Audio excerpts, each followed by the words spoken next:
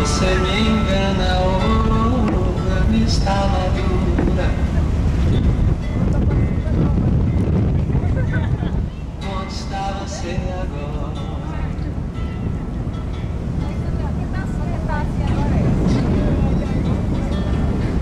Essa música é muito bonitinha.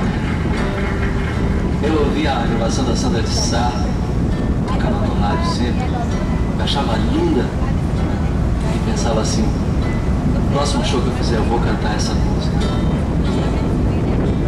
Não sabia nem de quem era a música. Onde eu estava ouvindo uma rádio dessas que dizem o nome dos autores da canção,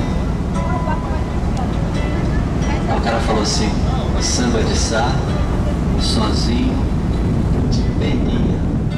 Eu disse: pô, a música é de peninha aí que eu vou cantar mesmo.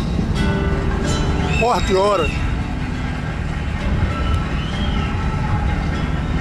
Porque, olha, veja bem. Forte Horas ali, ó.